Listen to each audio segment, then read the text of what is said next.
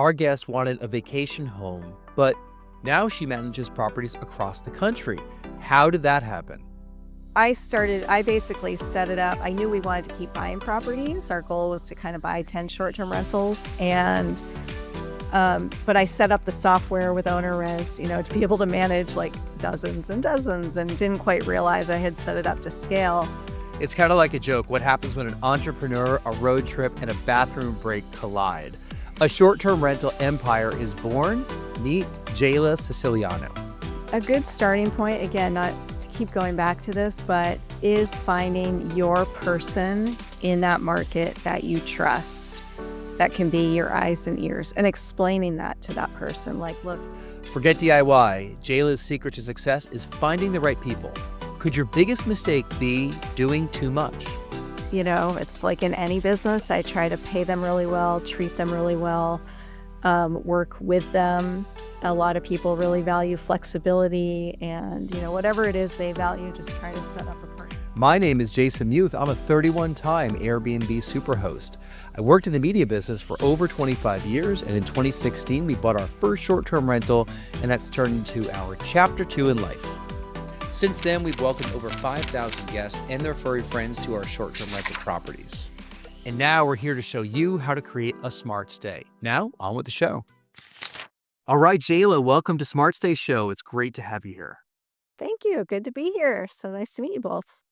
Let's welcome Jayla Siciliano to the show. Jayla and I actually have a connection, which I just figured out this morning that we were both part of the same short-term rental secrets mastermind many years ago. Because, when I saw your name and I was like, I know Jayla somehow. And I just recognized your name from a lot of the forum posts and community groups. You know how these masterminds go. Like you start to see the same names over and over, and we're all contributing to one another to become better at what we're doing. And, Rory knows a lot about short-term rental secrets mastermind. He's met a bunch of the people since they all live near where we are. And he's deep in the short-term rental space as well now with his legal practice. But we wanted to welcome you to the show. We're so excited to learn more about you and Atlas Vacations, all the work you're doing in California, in Vermont. I just learned that you're from New Hampshire, where we operate, which I didn't realize that. So, when did you've been an entrepreneur for a long time. When did the short-term rental world kind of cross your desk? So it first kind of piqued my interest in 2020. We rented a short-term rental about a couple of hours north of Santa Barbara, Paso Robles. And we were looking at buying a property, and I'm sitting there on vacation, with a pool, and the kiddos are just super happy, and it was very relaxing. And it's the middle of COVID, and I was crunching the numbers of how much they were making off us renting it that week. And I was like, wow, this is pretty lucrative. And I was craving, getting out of our house because it was COVID and a place with a pool. So on our way home from that trip, we actually accidentally, my son had to pee. We got off the highway, and I said to my husband, there's a place right around the corner that's for sale that has a pool. Can we just peek at it? And we ended up putting an offer in the next day. And that was our first dive into short-term rentals. So I just kind of figured it out from there. To love that, diving headfirst in, you're like, I don't know what this world is like, but we'll figure it out along the way. Yeah, totally. Rory, that sounds really similar to a lot of our travelers throughout New England back in the 2010s. Before we bought our first place, we were going to short-term rentals with large groups of friends. None of us had kids at the time. And Rory, how much real estate did we used to look at back in the day? I mean, I remember when I could tell we were different because when we went with friends to these cabins up by the ski mountains, we would always circle back to looking at the real estate listings and kind of running the numbers and thinking about it. And I remember early on, those are the properties when we also scheduled random showings. It took us a couple more years once we started to do that before we got the confidence to actually make an offer and do something. It sounds like you were a little bit more decisive than we were. But I definitely remember that the first thing I thought of when I went to these properties was, how much would it make or would it subsidize the costs? And I wasn't really sure, but I would always circle back to the numbers and the real estate. I wish I started in 2010 when you guys did that. Well, 2016 is when we bought Oh, well, still. it. But yeah, it was it's good timing, but it's always good timing. We'll look back Yeah, 5 years from now and we'll say, "Oh, I'm so glad we got started when we did," right? And if agree. we're buying today, if you're listening to this podcast and don't have a property yet, this is the best time to buy it. Like, it just is. Interest rates are what they are, prices are what they are, and as rates go down, prices will go up. This is pretty consistent in many high demand markets, especially where you're operating. You have some luxury properties in California, and in Stowe, Vermont, which is such a gorgeous part of New England. Tell us why you ventured into those areas. Yeah, so I think after we bought our first one, we hired a management company and they were horrible. Like worst customer service, worst owner, client relations. Like they would get defensive with everything. I mean, let maintenance things go forever. So my husband was like, "You should just do it." I was like, "I don't have time to do it." And then I was like, I'll just do it." And so I basically set it up. I knew we wanted to keep buying properties. Our goal was to kind of buy 10 short-term rentals but I set up the software with OwnerRez, to be able to manage like dozens and dozens and didn't quite realize I had set it up to scale. And so we were looking to buy our next property and I didn't really, I don't know, especially right now with all of the natural disaster discussions, I was hesitant to buy another place in Southern California. I don't know, there's earthquake possibility. I was just like, if we're going to really do this and make this part of our, long-term wealth plan, I'd like to diversify and we want to travel to other places. And I grew up in New England and the numbers kind of were making sense there. So that led us to buy a place in Vermont and we actually ended up buying 20 minutes outside of Stowe. The numbers were just, the way I looked at it, people going on vacation there, they don't really know what the towns are like or the school systems are like. They want to go and have that Vermont experience. So this place was, 18 acres, two ponds, just absolutely beautiful. And, we bought that and basically kind of built it where, put the hot tub, sauna, all the amenities in so that people didn't care. It wasn't necessarily right in Stowe. It was still within driving distance to 3 ski resorts. So we ended up buying that, and from there, just kinda started managing properties, in Stowe, which is a long ways from here, so How do you maintain local relationships in a market like that clear across the country? I've got a really great team. Could not do it without my team there. I think I've just it's like in any business, I try to pay them really well, treat them really well, work with them. A lot of people really value flexibility and, whatever it is they value, just try to set up a partnership that works for both of us. Because you 100% depend on your boots on the ground team. The back end team's super important also, but having those boots on the ground people is just critical, especially with the amount of maintenance in those snowy snowy climates. So just have a really strong team. Um, 3 W-2 employees and the rest are contractors and, just work really hard to keep everybody, eh, make it a positive experience and work environment for everyone because it's a tough business. In a market like Stowe, where you bought into the market wanting to diversify, which is extremely smart, I'm guessing you use the properties as well, or at least you've been Yeah, there. we love going there. We go every summer. Yep. Um, you've built out a bit of a co-hosting company that includes other properties in Vermont. How were those conversations like with owners where they realize that you were in California, and they probably have levels of doubt as to whether or not this could be done remotely? What's your response to that? Yeah, it's not the right fit for everybody. I have spoken to owners who are just like, "I don't know, I can't wrap my head around that." But surprisingly, I think knowing that I do have a boots on the ground team there, and the fact that that actually puts me a lot more focused on the back end. So what I say is, I'm 100% focused on bookings and marketing and guest relations and very hands-on with that process. And then I work really closely with our local team. And I explain, even if I lived in Stowe, you don't want me to be the one running down the street to check the light bulbs. You know what I mean? Because I need to be focused on the back end.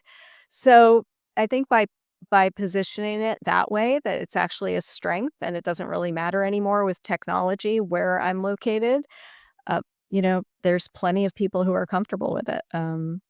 But I think it is having that strong boots on the ground team who are locals who have been there for a long time, is an important piece to kind of get them comfortable. And a lot of the work that we've done has been relatively local to us within a few hours of where we are. But I think with that actually comes a lot of bad habits where because we have the option to hop into the car and go check on something ourselves, it means that sometimes we just do that and don't build up the system. So I guess I don't know how to ask you to compare the alternative that you didn't do, but do you think by managing it from a distance, you've actually developed the business and the systems starting out with good habits?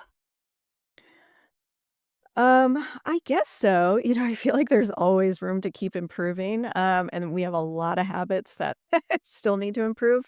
But even the properties that I manage right now that are 5 minutes from my house, it's very rare that I go there in person. So I guess you could say because it forced me, to set it up that way in Stowe, that even the properties that are 5 minutes away and 45 minutes away here in Santa Barbara, I don't have to go to them, like, ever. I mean, uh, maybe I should go once a year, but I really have a team set up who is our eyes and ears and does all of that for us. So, yeah, I guess it definitely helped develop some good habits because if I didn't have to do that in Stowe, I might not have set it up that way right here, in my own backyard. So, yeah, I think that's a good point.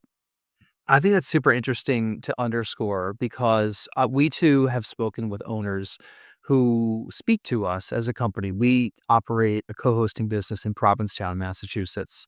We do have one property there. We own it. We've owned it for almost a decade at this point. So we have a strong connection to the community, but we don't live there, right? And some owners can't grasp that. They can't understand the fact the person they're speaking to, the me, the you, is not the one that's going to fix the dishwasher and replace the light bulb.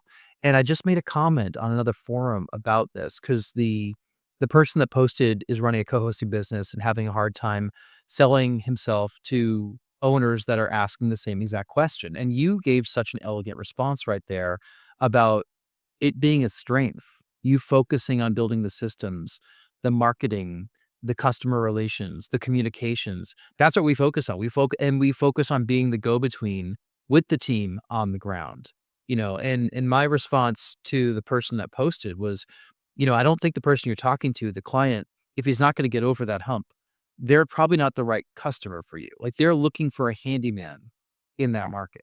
That's probably what they want. And you and I, we're not even, there's no disrespect to handy people because they are the lifeblood of what we do, but we are not that. Well, I should argue that Rory is a handyman because we were in Provincetown this past weekend and he basically built a staircase this weekend. So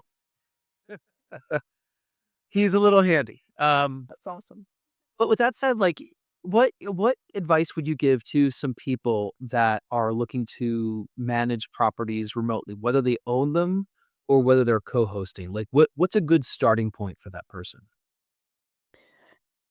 I think a good starting point, again, not to keep going back to this, but is finding your person in that market that you trust, that can be your eyes and ears, and explaining that to that person. Like, look, you are my eyes and ears on these properties. If you see something off, if you see something, um, you know, it's not just a go fix this one thing. I think it's really working with that person to be observant and find things that need to be improved because it's very like not living in a property, more goes wrong than you think in your own house. I always say, I'm like, why do so many things seem to go wrong in the properties? And it's like, no, it's just normal stuff.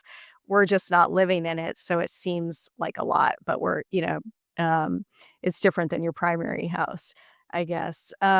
So I think finding that person in the market that you trust, the way I found our head of maintenance in Stowe, was just picking up the phone and calling contractors to find a painter. And he just happened to be somebody that, like, we chatted for a while. He loves the way we run our business. We're very organized and efficient, and he appreciates that and the technology piece of it. We use Breezeway, which is amazing. I don't know how I would do this without Breezeway. But I think it's finding that one person and then just presenting it as they're a partner in your business. They're your boots on the ground. He's not actually like an equity partner. I should clarify that. But I really try to take care of everybody. I do bonus people out on, profits. I pay our team time and a half on the holidays. So I really try to go above and beyond and make it a lucrative partnership for our boots on the ground team as well. So I'd say that's the first thing you have to do is establish who that person is for you that can be your eyes and ears in that area. Now, Jayla, we did our homework on you. We know you've been on Shark Tank and you used to work in the spirits industry, and there's plenty of conversations about that, even on your own podcast. So, we don't have to dive too deep into that world, but I do want to emphasize to people listening that you are an entrepreneur at heart. Okay. You've switched over into the short-term rental world starting in 2020 when, you went and stayed in place, eventually bought one. Did you have any difficulty with imposter syndrome and switching over into the mindset that this is what you do and this is what you're an expert at? And if you did or you didn't, like, how did you overcome that, or how did you promote the fact that this is the new you? Oh, good. Interesting question. Um, well, I think there's honestly the toughest part was I had a company for 10 years, and it was like, I hate to call it a failure because I chose to leave because it didn't fit with my lifestyle and I didn't see the path forward being one that I wanted to continue taking. But, it definitely wasn't the success that I set out to, hope it would be, I guess, in the beginning. So from that experience, it's really tough when you close down a company, you put your heart and soul into. It's so easy to go, "Oh my god, what am I good at? I'm not good at anything." Like, I just have been doing a bunch of random stuff for the last 10 years, and I don't even know what I'm good at anymore. So I definitely went through that. And then, so pivoting into a new business. Oh, and I should say real quick, at that point, I was like, I am never starting another business. I'm totally happy working for someone else. I had a newborn. I just couldn't even like grasp like starting a new business at that point. However, I said, if I ever do start another company, it will be a service-based business. So here I am, which is kind of funny. I fell into this. So I think that, yeah, I definitely had some thoughts of, what am I doing? But I don't know. I think I get excited about something and all of that imposter syndrome goes away. Like my personality, something excites me and I'm just all in and I don't care. And I wake up at 4 a.m. to figure it out and join mastermind groups and do whatever it takes to figure it out. And that somehow has a great way of wiping away imposter syndrome because you're just so in it, you don't even have time to reflect and go, I'm not good at this because you're just focused on figuring it all out. So I think that massive taking action is a great way to negate those kinds of thoughts that creep into our heads as we're starting something new. We've been going to real estate mastermind meetups. Not mastermind, but local meetups for 10 years. Like Rory and I used to go back when we lived in Boston. And there's always people there that are novices, that are new, that are dabbling in it. They've heard about this world, and then suddenly they start meeting some people that are real estate investors. And maybe it's the deep, scary real estate investors, which could just be a person, across the desk from you at work. It's no we're no different from, these big developers because everybody started somewhere. And when I start seeing people that are at these local meetups or these people that are just getting into the short-term rental space with their first property, there's almost a nurturing sense that I have. Like I have to put myself back in that mindset and, no questions are bad questions because I still see a lot of like the basic questions that you and I probably asked many years ago. back when I was doing this as a side hustle. Like Rory and I did this on the weekends back when we, had a full-time job. And then suddenly when that ended and I had to recast myself back in 2022 that this is what I did. It took me just a little bit and then I figured it out and I said, no, this is what I am. And I'm going to put the flag in the ground and I'm going to say, I'm good at this. I'm going to get better. And I'm a few chapters ahead of these people behind me. So I'm definitely an expert in this, right? Hmm.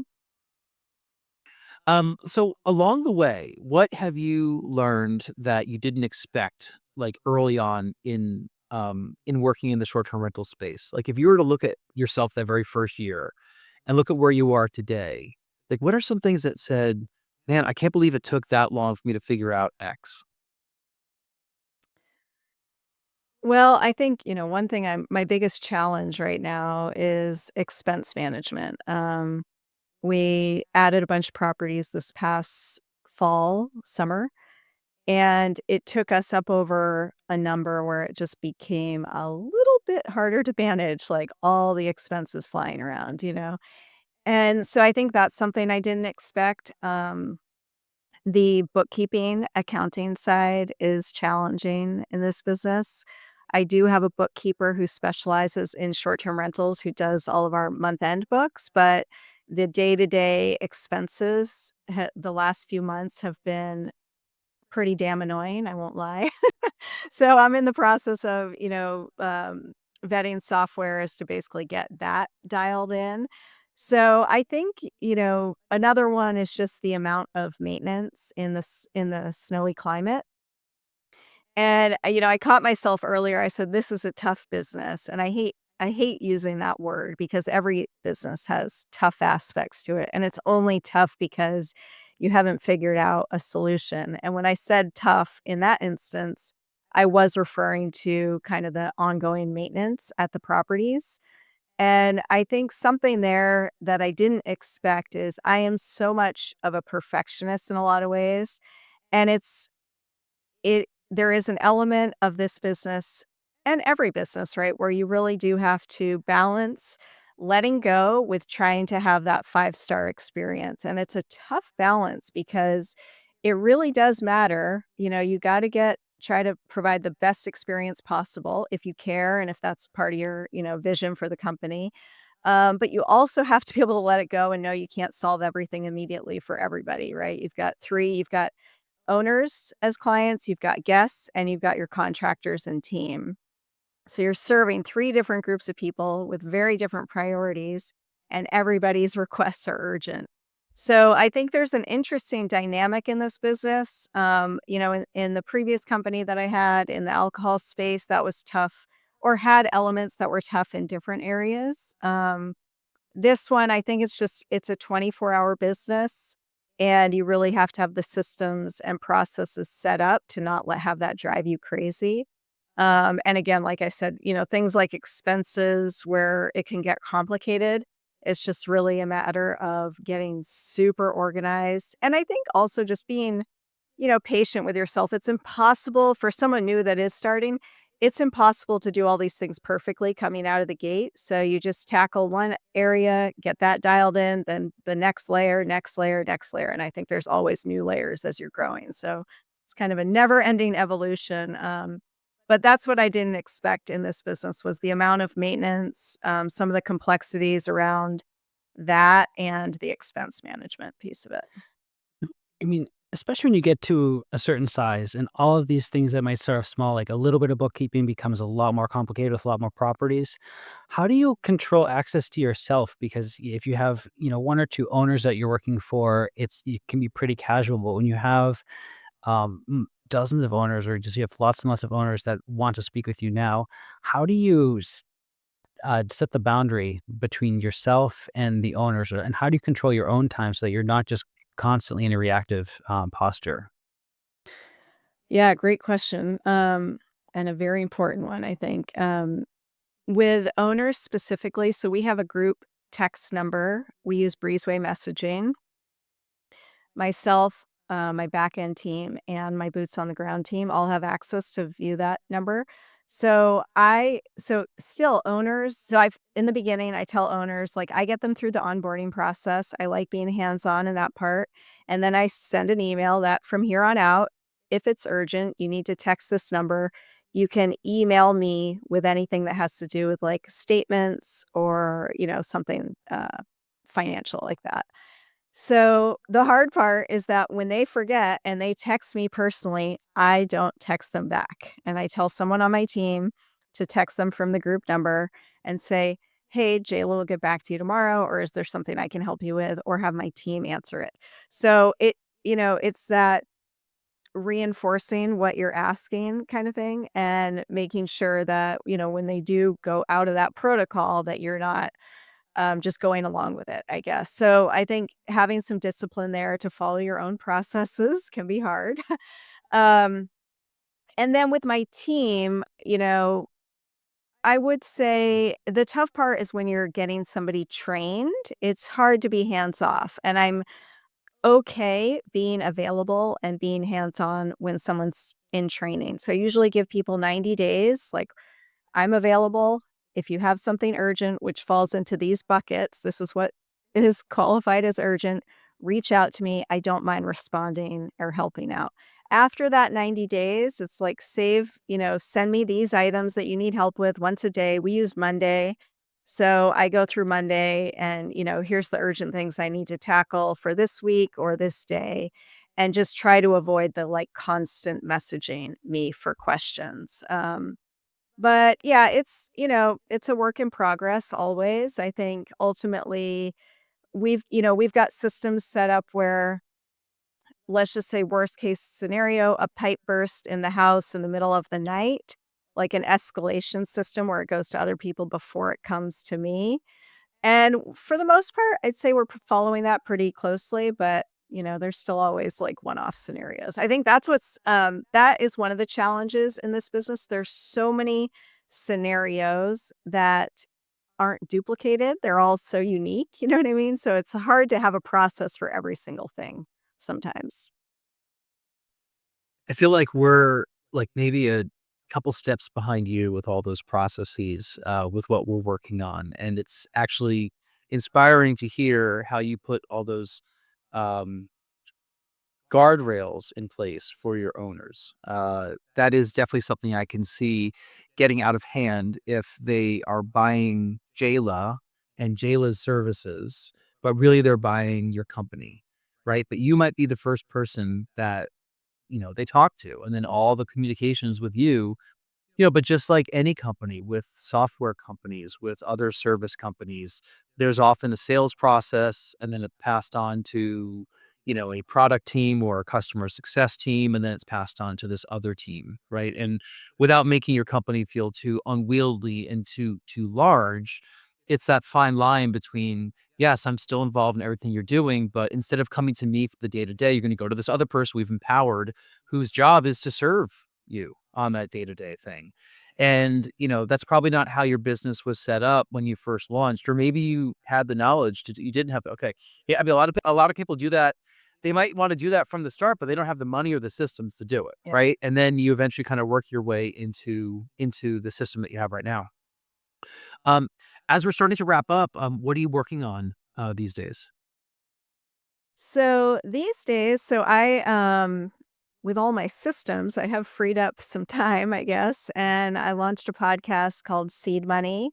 I love the early stage of entrepreneurship, and it's not applicable necessarily in this space because it is possible to be profitable like earlier out of the gate and self fund. But even in real estate, people who want to, get their first deal and maybe don't have that down payment or don't have that money, going out and bringing in investors is key. And consumer product based companies typically need investors. It's very difficult to self fund all the way through. So my podcast is about that. And then from a real estate standpoint, I'm focused on kind of growing the Santa Barbara market a little bit more in the co-hosting space. And then also the property that we bought in Vermont had 7 lots on it.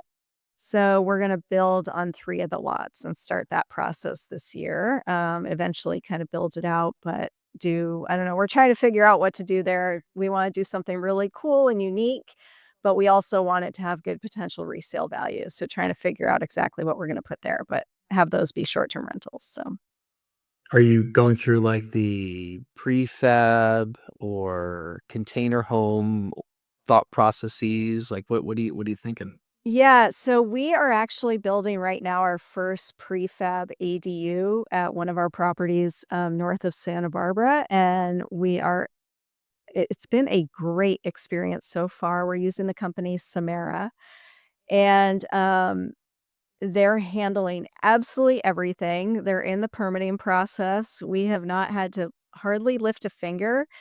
And we're supposed to break ground early March, and it's like a quick 30-day process to get the thing up. It's a really cute little modern one-bedroom, so it doesn't impact our bookings too much, which is why we went that route. So if all goes smooth through the end of this, I might be really tempted to do, um, a little bit more of a prefab type situation there as well. But again, I want it to have good resale value, so trying to balance that. But there are, I know, like Yankee Barns, some of those, New England sort of prefab or, type modular, companies that are higher end, I think could be good from a resale standpoint. So trying to explore all those options.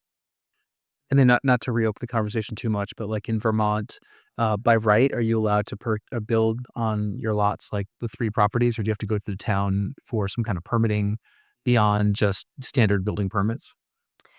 No, they're already state approved subdivided lots for 3-bedroom, 2-bath homes, water and electric. So we bought it that way. Everything was already surveyed and approved from the state. And one of the reasons we bought in the town that we did buy in is because there's no zoning. And even in Stowe, we're dealing, they're implementing regulations right now, which I think is good. I think some regulation is good. I think safety regulations are really important and critical, and I'm all for that. But the town that we're in, Johnson, is, not a desirable town compared to Stowe. But again, there are some really beautiful areas, and it doesn't have the some of the zoning type issues that other towns have. So that was one of the reasons we bought there. So it should be a smooth process. We'll see though. We should underscore that sometimes buying in the town just outside the hot town is a really smart thing to do, because a lot of people coming to the area, they just want to stay and have that great experience. They don't mind. They don't have to be slope side. They can drive to the mountain if they want to. But, we know that Vermont is, it's a multi-season destination, which is why we like to invest in New Hampshire and where we're investing. And our properties are in a relatively small town as well that people wouldn't think to go vacation at. But, the long list of reasons why people choose to stay at our properties is probably very similar to yours, whether you're working in the area, you're visiting family, you're a leaf peeper, you're a summer person, you're a winter person, or you're just in the city and you want a big house. Like you want to go stay with 80 of your friends in a New England-y type house that's a 2.5-hour drive from Boston, right? That's why people come to places like that. Um, I love having these kind of conversations, like, because we can go down the real estate investor road, we can go down the entrepreneurship road, go down the short-term rental operator road. That's what's cool about talking to you and other people on this show, is that, we're also multiversed at what we can talk to, right? Like, we just pivoted into a real estate investor conversation, and you're talking about, what your lots are approved for, which is cool. I mean, like, and this is a world that I'm sure that a lot of us didn't even think we'd be in many years. Oh, yeah, totally. It's really fun. Yeah, I love it. It's for anybody with an entrepreneurial spirit, I think the fun thing about real estate is there's always a new project that can be tackled, and it kind of feeds that fun, desire to always be challenged and working on something new, and you get to, build wealth and make money at the same time. So it's a lot of fun. We will put links to Sea Bunny Podcast and Atlas Vacations in the show notes here, Rory.